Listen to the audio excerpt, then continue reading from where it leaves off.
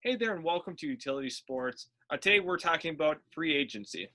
This is the post-free agency predictions. We're going to give you a little bit of insight on what the market's looking like, what the contract terms could look like, and some of the teams that may be involved with the top-tier free agents. So, Sheldon, I'm going to go to you first here with Danilo Gallinari, who seems to be the prize free agent. He's likely going to be playing the four. For any team, he's looking to be kind of that stretch big. There's some potential teams interested. We've heard Miami, we've heard Dallas, we've heard the Lakers. So can you kind of sort through some of that mess and who you see as the most realistic landing spot? Yeah, Danilo is one of the guys that is going to be highly suited this year in free agency. Obviously, a player with a lot of offensive success in years past, both with the Clippers, the Nuggets, and most recently with the Oklahoma City Thunder.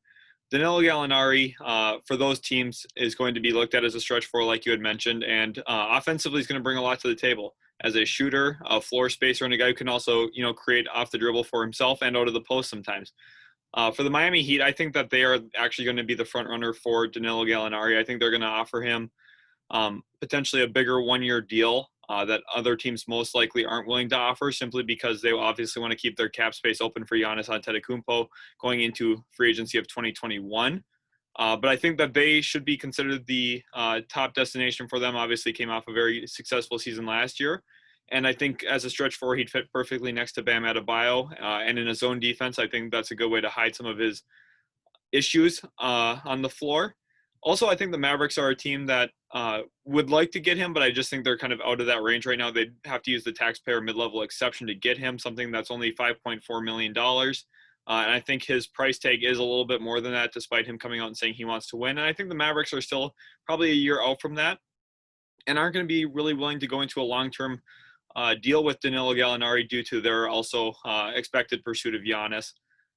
Also, other teams to watch, I think, are both LA teams. You had mentioned the Lakers, and I think Philadelphia would be an interesting team to watch too. Obviously, a team that's very focused on shooting. We saw that in the draft as they went out and acquired players like Seth Curry and Tyrese Maxey and a few other nice pieces like Isaiah Joe to really stretch the floor for Ben Simmons and Joel Embiid.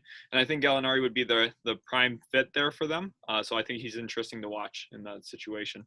And what could we kind of see for contract terms in terms of years and dollar amount, in your opinion, and kind of give a team that you really think is going to jump, in the front of this race here? Yeah, based on the nature of the teams he wants to play for, he talked about going to contenders, and he's going to be looking at mid-level exceptions. Honestly, for teams that aren't in the taxpayer situation, that's $9.2 million on a one-year deal. But it could also be a multi-year deal. But I think most teams will be sticking to a one-year deal with him this offseason, simply because of what looms in 2021 with a lot of higher level free agents, possibly Kawhi Leonard, Paul George, obviously Giannis Antetokounmpo if he doesn't sign his Supermax extension this offseason.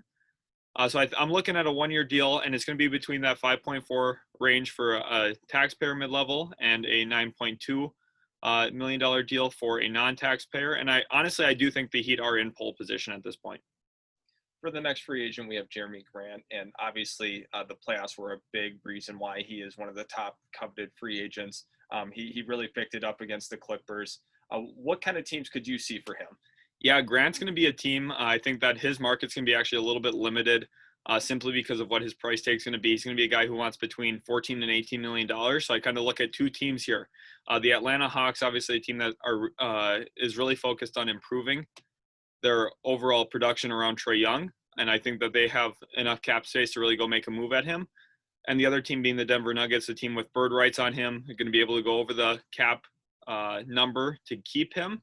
And I think that ultimately he will end up sticking with the Denver Nuggets for about 3 years, probably around $48 million or so at $16 million a year. And Denver's going to want to try to keep together that core that they had great success against the Clippers, obviously came back in that series and won it.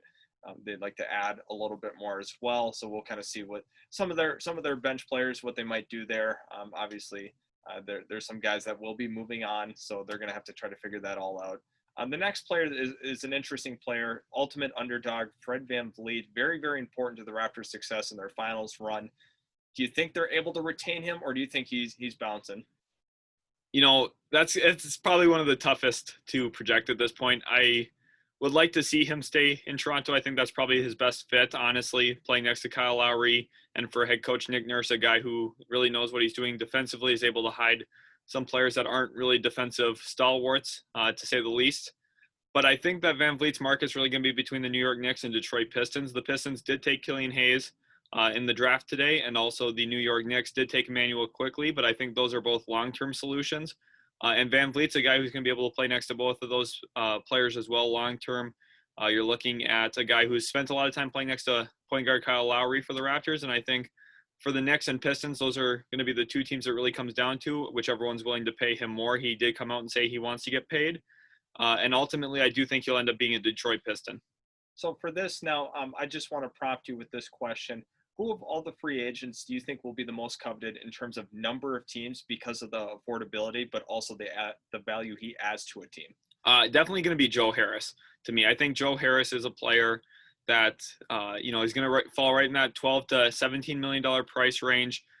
Very acceptable for a team to go make that move. He's going to be a player that teams are going to try and line up for sign and trade possibilities with the Nets, a team that, if they're going to lose him, would be really receptive to taking in some extra salary to give them trade flexibility back in other future deals, possibly in what would be a James Harden deal down the line.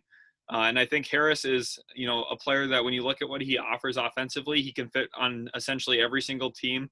I think every team should be interested in him because not only adding him as a spot-up shooter, but also a guy who can create every once in a while off the bounce for himself, really good mid-range shooter, able to shoot on the move. That's really where his progression's taken him over the last 3 or 4 years from when he first got to Brooklyn to where he's at now. He's always been a good jump shooter as a catch-and-shoot guy, but he's really, really opened up his game, and I think that's something that's really valuable as a third or fourth scoring option on a team.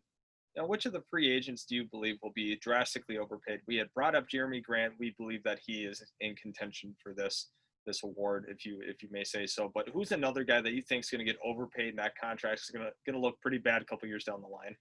Yeah, that's definitely an interesting one to kind of consider. And I think, honestly, Rajon Rondo is a player that could be along those lines. Now, I'm hoping that most teams, when they're negotiating with him, want to keep it to a shorter-term deal, maybe 1 or 2 years, which he's definitely worth that at this point, 1 year, $7 million, $8 million type deal. But if some team enters into what is like maybe a 4-year, $28 million deal or something, even using their mid-level exception, that's a player, his game's not really, predicated on a lot of skill, especially as a scorer. He's more, north-south quickness, able to get in and out of the pick and roll with ease, attacking the rim. And I think that a few years down the road, his contract, if it's a longer term deal, could be a little bit disastrous. And I also think a player like Christian Wood, someone who, kind of just started to come into his own this year for the Pistons, hasn't really shown a whole lot long-term production-wise. And I think a team that would want him could possibly be the Charlotte Hornets. And I think that they would be willing to overpay to get him. And I think that could be a little bit detrimental to their long-term cap flexibility. Now, for my next question here, which team do you believe will be the most active in free agency? Yeah, most active in free agency. I think the Hornets are going to get rumored to a lot of guys for sure, because they have, at this point, the most cap space without having to make a move. And obviously they could use draft picks to move off Batum to open up basically what is a max slot and half of another max slot, which could really help them improve their team around newly acquired LaMelo Ball. Obviously, they have some point guard players there already that are really beneficial and solid players. So I think that they're, trying to really improve what their roster currently looks like. But outside of them, I think that another team that's really going to be in on a lot of different players is probably the Miami Heat and the Dallas Mavericks, both teams that are looking to compete at a high level to, first of all, impress Giannis Antetokounmpo. I think both really value this next season from a productivity standpoint. I think the Mavericks want to be a second-round playoff team for sure, and I think that they'll be aggressive looking to add 1 or 2 pieces.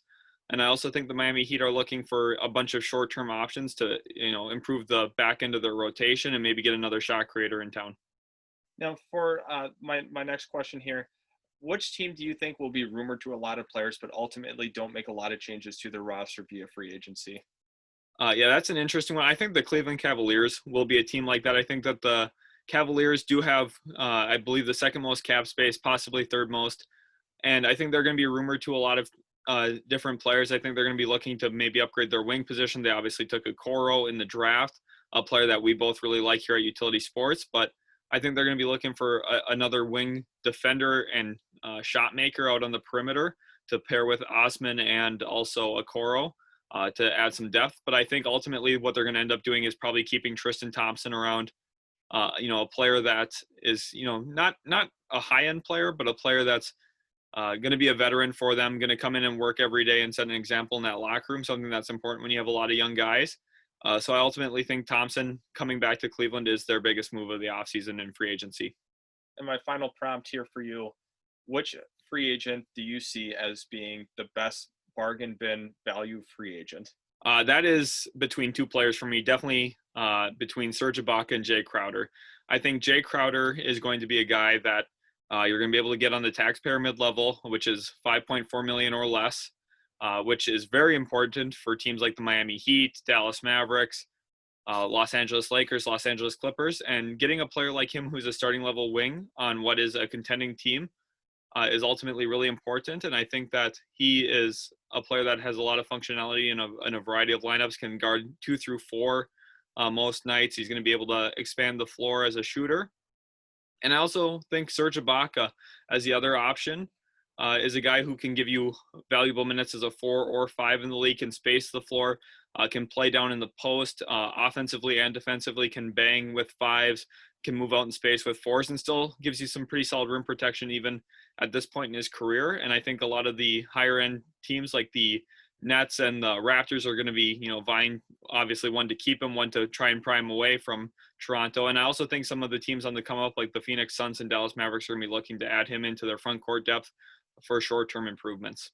Yeah, so that's the conclusion for our NBA free agency predictions. Thank you so much for watching. Please consider subscribing, because we got a lot of free agency content coming up, and we really hope that you are able to stick around for these videos. We have a lot coming up. We're really, really excited about what's going to happen on the 20th here for free agency, so stay tuned.